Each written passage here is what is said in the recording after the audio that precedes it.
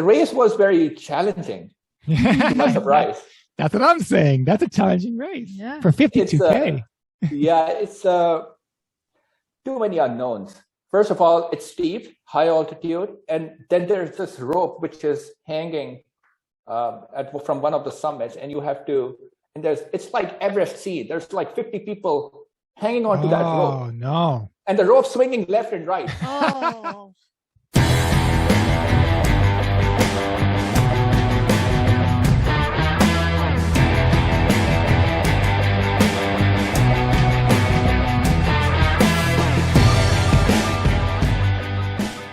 Hello. Hi. We are back with another Canadian Trail to Western States. You got it. But first... Hashtag. Is anybody watching Celebrity Big Brother other than us? I don't know. But when you hashtag but first, you should know that came from Big Brother. And if you want to chat about Big Brother or Survivor or Amazing Race or anything, or any other reality show, even even the junk ones. We're your man. We're your man. Give us an email, GottaRunRacing@gmail.com. You got it. Okay, what's happening in the world of GottaRunRacing? We've been working on the medals and the swag for Lost Treasure Trail Race. Lost Treasure Trail Race. Yeah. That is where Jesse James has lost his treasure in the hills of Momer. Yeah, it's an exciting theme. And actually, I think I know where it is. Do you? Yeah, you know that big rock that everyone sits on to tie their shoe? Yes, I do. It's underneath there. Okay, let's go. And it's been there for over 100 and something years. Let's go look for it. Okay. Yeah, so that's been exciting. I love designing medals and swag. It's a lot of fun. And we can't wait to get it into your hands. That's right. So you got to sign up. Come May 14. Race roster, 5 and 10K. Be Lost there. Treasure Trail Race. Yes. Now, and who is on the podcast today? We have Rohan Aurora from Vancouver. He got into Western States with 2 tickets. And he's a young fella. Yeah. Only 32. And I tell you, those 2 tickets were not easy. They're hard races from what we gather. I can't wait to hear his take on those ticket races and some non-ticket races that piqued our interest. Definitely some challenging ones. So there you go. That's Rohan coming up. Welcome, Rohan, to the podcast. Thanks for having me. You got in with just 2 tickets, I think. Is that right? Got in where? To Western States. Western States 100. Yeah, 2 tickets. Absolutely. Actually, I never counted how many entries I have. So my strategy was every year do GDR, Georgia Death Race, and apply for Western States 100.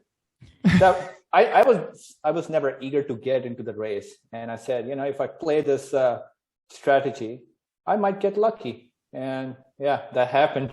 That happened in 2020. So because of COVID, I have to defer my entry next year. Yeah, well, we're going to talk about all that, but that is right. You did Georgia twice, which is not an easy race by no means. But that's it. Yep. Before all that, we're just wondering how you even got into running. Sure. Interesting story. I grew up in India, New Delhi, and first 18 years of my life, I never ran a step. I'm telling you, I never ran a single step. I had this notion that running is for people who want to lose weight. Very simple. You cardio, you lose weight. And I already had an athletic build. And I said, I don't want to lose more weight. I want to gain more. So I went to USC in Los Angeles, and I said, this is my new home, Los Angeles. And let me pick up this hiking thing. And when I picked up this hiking thing with my friends, I realized, peak bagging is a thing. You find different mountains, you go to the summit. It's a refreshing feeling. I want to get into it. I want to get better at it. I kept doing it for roughly 2-3 years, and I burnt out. I said, I've tagged most prominent peaks in Los Angeles.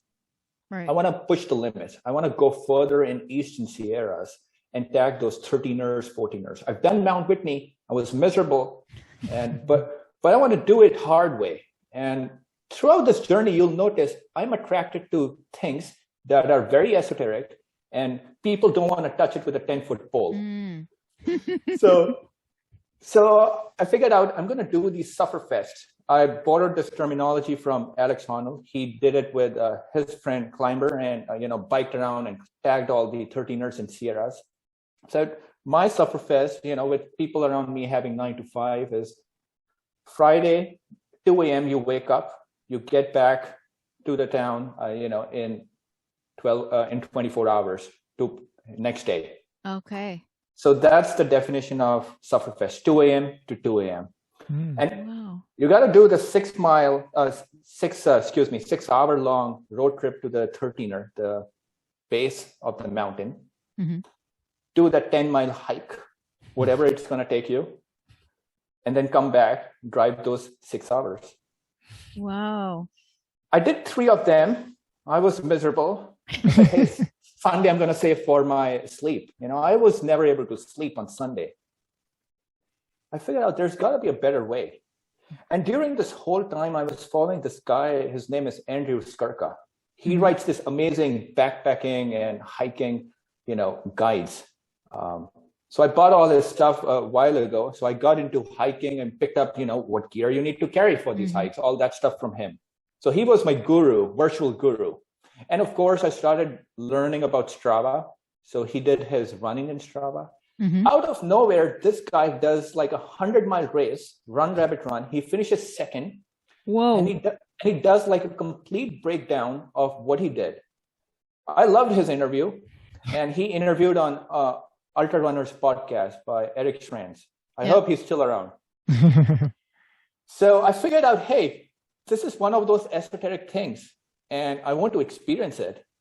There's nothing about going high up in the mountains. And it's so exciting, that feeling. Now I realized, hey, September, last Sufferfest was, and I realized, hey, I should give it a shot. I haven't run a step, but let me start small.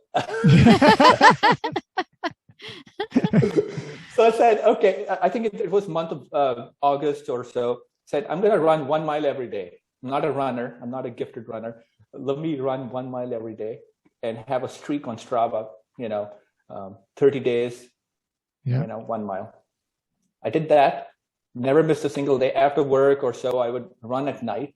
Mm-hmm. Guess what? Even in that 1 mile on pavement, I took falls. I realized people fall here. People fall, especially in dark without headlamp. People fall here even in a mile. So, okay. During that event, I realized I need to join a group because this 1 mile is leading me nowhere. I'm not a happy runner. Why these guys are smiling? I'm not smiling. Look at their pictures. Everyone's smiling. I realized there's senior people running faster than me. I couldn't take it. Said, why is this guy is twice or thrice my age? Why is he running faster than me? What is he doing wrong? Oh, what am I doing wrong? And what is he doing right? That got me baffled. I realized I'm not good at this thing. I said, let me go back to my gaining weight thing. Let me hit the gym. I want to gain some weight and focus on my mountaineering and peak bagging thing. Mm-hmm. This thing is miserable. And I'm learning about Andrew Skurka and all that stuff. He's blogging about it. Out of nowhere, I don't know what happened. I learned about this website, Ultra Sign Up. And this Ultra Sign Up, there's just one Ultra in Los Angeles. I saw there's scarcity. There's one Ultra, which is happening. And it's in RidgeCrest, Mojave Desert, an area which I know, for peak bagging, I go there. Mm-hmm. So there's some, bond there in that area. In Mojave Desert. I want to explore it. I said, I always wanted to explore the desert, but then in that, 7-hour period, how much can you explore? Mm-hmm. Let's run this thing. There's a 50K over the track hill club, 30 to 50K, 30K and 50K. And let's sign up. It's in December. I can run 2 months and show up for that 50K. Okay. All right. That's how I got into running. And, that's a long-winded answer, but hopefully that answers your question. But it didn't take you long to get into the trails, into running. Yeah, I was waiting. There's got to be a similar thing for trails. And I want to explore these mountains, but not that Sufferfest style, because that took a toll on me. There's got to be a better way. And it just happens like running is very efficient. And I started learning about Born to Run. I'm like, aha, my theory was right. It's efficient. These guys are running. Copper Canyon guys are doing. Yep. I should be able to catch up soon. Well, anybody that hikes before they run are usually pretty successful runners, especially in ultras, because when the rest of us are trying to get up that mountain, you guys are conserving energy and you're up there so fast. I get so frustrated in mountain races when I get past, because living in flat Ontario, we don't get to climb for hours on end. So having that is a huge benefit to you. Did you not find that in your first ultra at least? That was flat. Oh dear. Okay, maybe not. 4,000 feet, that's nothing. So what was the name of that first ultra that you actually did? RidgeCrest 50K. RidgeCrest. And how did that go overall? Very well. I cannot stress enough. I finished in embarrassing 6.5 hours, 6 hours, 20 minutes. And they gave me the second prize in my age group.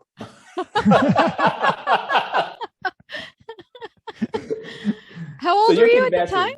I was 25, yeah. So you just got lucky because there weren't a lot of 20-year-olds in the race. No, not at that time. I gave it another stab at it in 2017. There were so many 20-year-olds and even 18, 17. I'm like, the window is gone. Wow. So were there any surprises in that first race?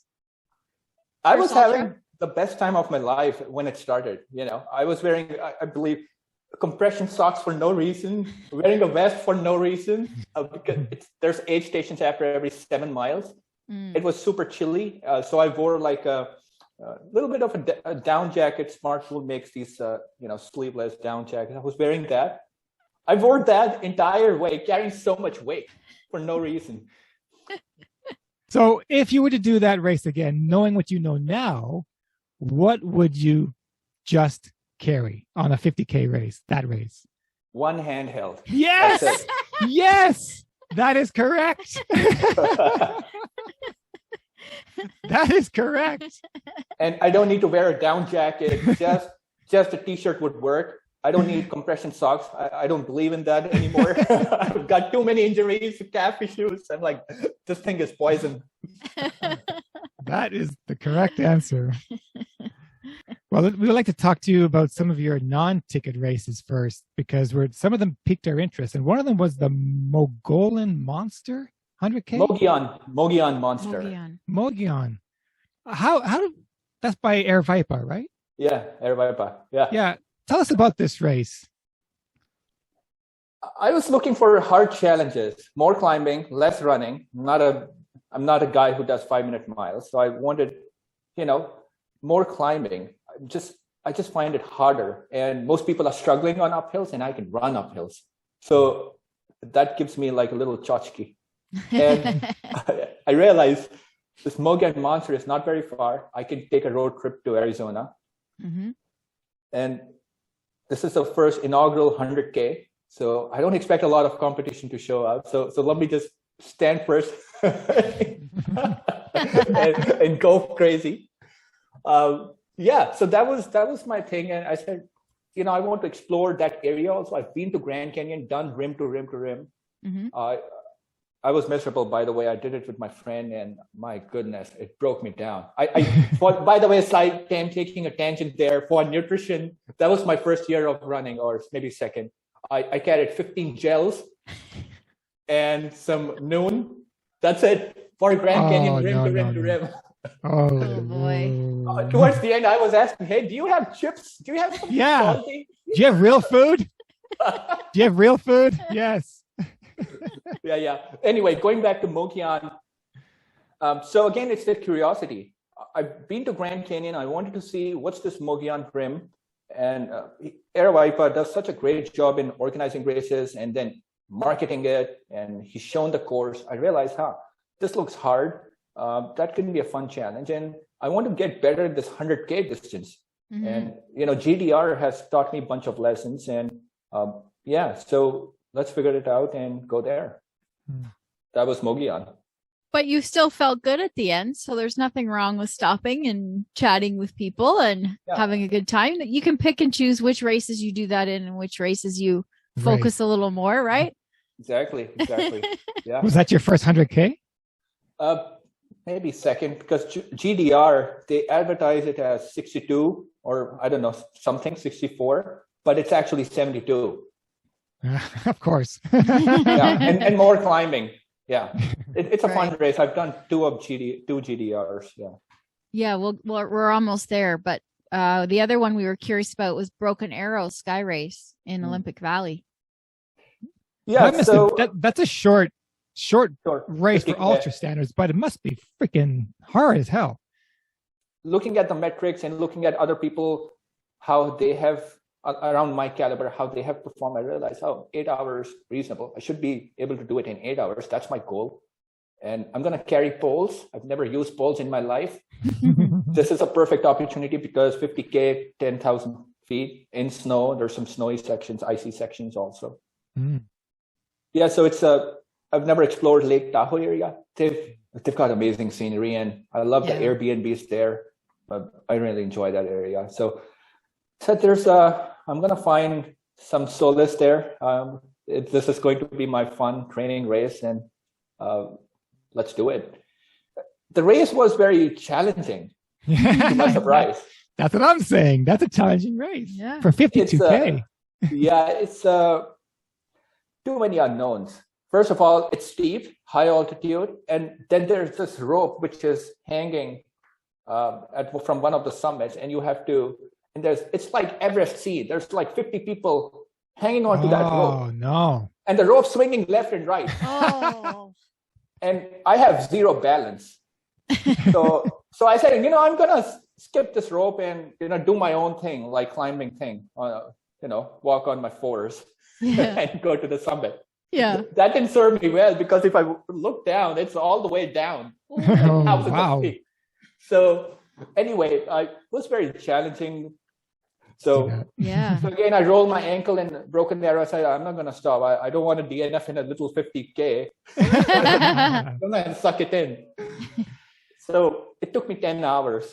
And I wasn't a happy camper after that. I said, 8 hours, people do it in 8. Why did it take me 10? So I realized, I have to do some postmortem. And by the way, in Mogollon Monster, after that period, 2017, when I was lost, I met my coach. Coach is Cody Reed. He used to train in Flagstaff. Now he's in Mammoth. Yeah. So throughout that period, even today, he's my virtual coach. Nice. Every month, he just sends workouts and puts how many miles I have to run so I don't blow myself up. So we did like a good postmortem after that race and had a good strategy for Kodiak. Yeah, nice. Lots of lessons there. Yeah, I bet. And that's 2 loops, right? Broken Arrow, is it going up and then doing it again? 2 loops, yes. Oh, yes. That's kind of hard because you finish a loop going, oh my God, I got to do this whole thing again. Yeah, I wanted it so bad that I didn't care. Yeah, the same thing which happened. This was like my rest month. I said, I'm not going to mention the word running at all. And you guys are inviting me for a podcast. I attempted Hurt 100 last month. Yes. And I had to DNF at 92.5 miles. Oh, Rohan, that's devastating. You couldn't crawl? You couldn't crawl for... I rolled my ankle left foot so bad. I was screaming. I was literally screaming inside, and the clock was ticking the 36 hours. I'm like, this is out. I have to give up. What made you decide to even do this race, especially during a Western year? I mean, you could get hurt.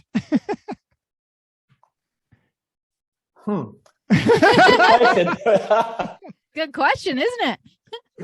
Listen, I wanted this race so bad because this was my first 100-mile attempt. In 2017, I guess 2018. Yeah, I DNF'd after 3 loops, 60 miles. My hip flexors got locked out of nowhere. And I realized, I have to do this again. I got selected in the lottery in November, I believe. And in January, I have to pack my bags and go to Oahu for the race. So wow, really, I took like the warp speed option. And we had tons of snow in Vancouver. So I wasn't working on my vert also. But but yeah, really difficult race. I'm very happy with the performance. I was very surprised I reached that far. Oh, devastating though. How's your ankle doing? All good. I recover my ankle usually. That's the time, and doing very good. Isn't that race just walking over roots the entire time? Not walking, it's climbing. It's 30,000 foot of climbing. 30,000 foot.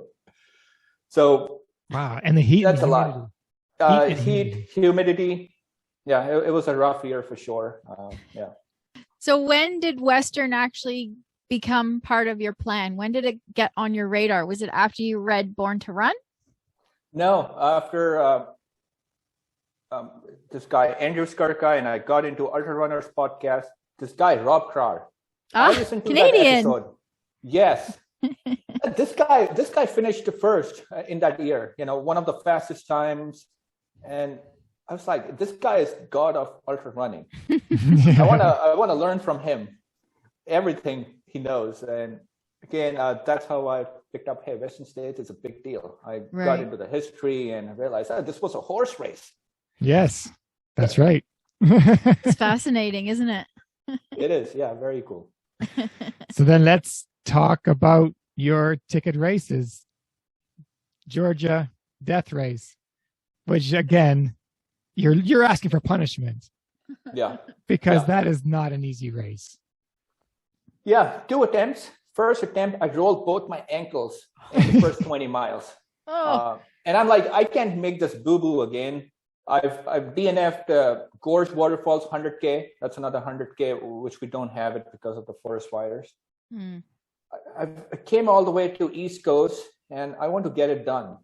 And there's 2 options. Either you can sit in your hotel and, cry in pain, or cry on the trail. There's 2 options, literally. So I'm going to get that buckle, or there's no buckle concept. You get like a railroad thing, a railroad piece. Spike. Spike, yep. So I'm going to finish this anyway, because I invested so time and money there. I want to finish it, experience it. First year was miserable. It took me around 20 something hours. I finished it. So let's go 20 hours. I said, average, no big deal. I'll do it better next year. So I got in the lottery again. Anytime I see scarcity, I'm throwing my hat in there. That's how human mind works. So second year I got selected again. I said, another chance to better yourself. I'm going to work with my coach and come up with a good strategy, what gear to carry, and what to run, what sections to run and walk. And I had IT band issues. How do I avoid it? And all that stuff. So I did very good. I remember 17, maybe 18 hours, shaved 2-3 hours of my previous time. And nice. Yeah, it was pretty smooth. I enjoyed the nighttime specifically, where I wouldn't let anyone pass, not at all. So that's my thing. I just wait for sun to set, and I can start running and chasing people. So I realized this 100K, long 100Ks, which are mountainous, I got to find more of those. Are you still chasing the peaks with the fast hiking, or are you focusing? No. I realize, now I realize at this stage, ultra running has become more like a lifestyle. You just be consistent throughout the year, 50-mile weeks or 30 to 50-mile weeks. And anytime if somebody says, hey, you want to do this 50K or 100-mile, you should be able to say yes. Yes. Yeah. You're ready to go. So I've realized, okay, the mental model is be consistent and do 1 or 2 big 100K, 100-mile a year. And that's the way for longevity in this. So how did you find out that you got into Western States? Take us through that day. Ooh, that was a hard day for me. On that day, I pulled the trigger. I'm moving to Canada. I'm just driving. All of a sudden, I get this text, congrats, from 3 friends in California. Ooh. You got into Western States. I'm like, okay. But I'm struggling right now. And I'm moving to Canada. I don't know how it will play out, but thank you. So I didn't really appreciate my entry into Western States. I know I was excited, but at the same time, I was kind of heartbroken because I was leaving Los Angeles, moving to Vancouver, all that. So over the years, over when the race was coming close, they started sending goodies to Canada. Yes. I said, I started getting excited. They also changed the name from Squaw Valley to Olympic Valley. And I started following more and more what's happening in Western States. And then I realized, I'm very lucky. And I'm very, very lucky because I got into HERT also. So that anticipation and that excitement is there. And I'm looking forward to running and meeting some friends and also enjoying the audience. It's a very, busy race. There's people everywhere. It's not like Kodiak or HERT where there's no one. What's on your bucket list after Western? Do you have any big goals? Consistency. I want to focus on consistency. 50-mile weeks would be really nice, consistent. I have Georgia that race, another entry, third. I've been deferring it for almost 2 years. I also have Zion 100, deferring it for 3 years. So 2023. That's a nice race. Yeah, we've done Zion. I did that one. Yeah, it's beautiful. Yeah. So you got plans then? That's great. I'm excited. Well, this is awesome. We got to finally get to talk to you. Can I ask a question, or is it just you ask questions? No, please. Of course. So there's tons of podcasts out there. I don't listen to any podcast, and I gave up on Ultra Runners podcast. I gave up on Talk Ultra. Ian Corliss used to do a really good job. Yeah. And what drives you to interview, mid pack or lower pack, behind the pack runners? And I'm curious, what's your story and the reason behind starting the? How about we both answer it, because we might have different answers. Good. Okay, yeah, fire away. Well, for me personally, because we are also event directors, we put on races ourselves. Then COVID hit, so therefore our race is shut down. So then we thought, okay, how are we going to fill up our time to still be part of the community, part of the running community in ultras? So let's start a podcast so we can still keep chatting to people about their journeys and the sport. Yeah. And that's why how I got into podcasting and then said, hey, let's just do this. Because I always want just constantly keep my feet into the sport. And so I just enjoy talking about people's journeys. Got it. I'm thinking from business perspective now. So you're looking for a community, and this is a perfect way to engage with the community. Yeah. And community, that's your audience. That's it. And for me, I've only just started listening to podcasts in the last year and a half, I would say. And I was always looking for a podcast about something else, not running. Because whenever I listened to the running podcast, they always spoke to the people who finished on the podium. Yes. I can't relate to those people. I aspire to be them, but it's not going to happen. So I like talking with people who we can relate to. Yeah. Right?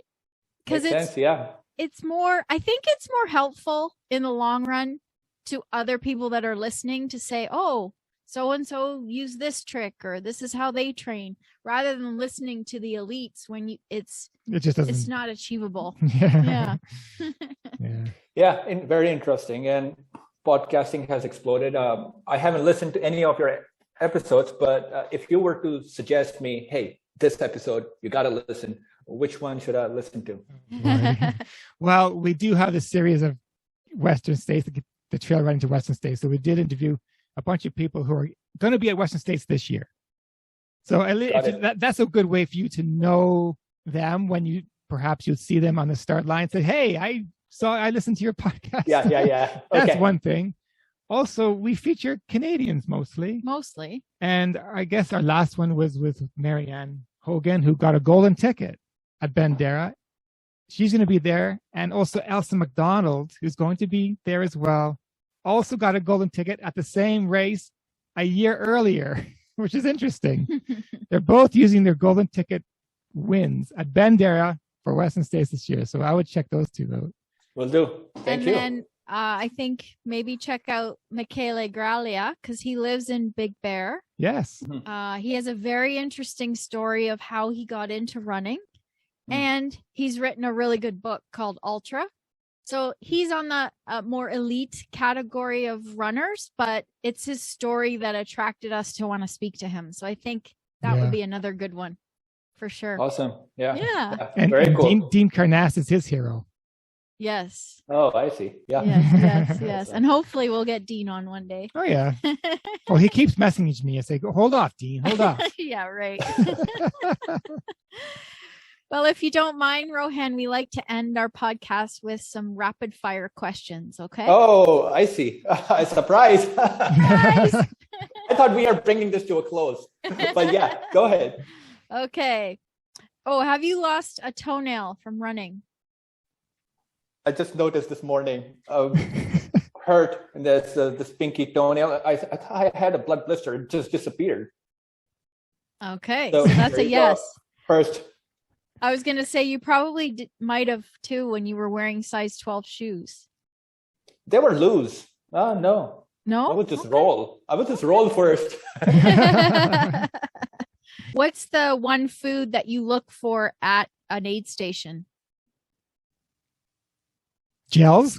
that's the last item. It really oranges. Interesting.